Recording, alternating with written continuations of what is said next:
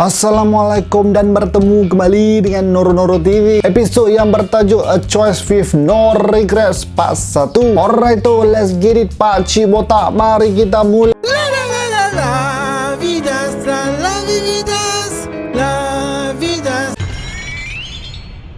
目にもの見せてやる。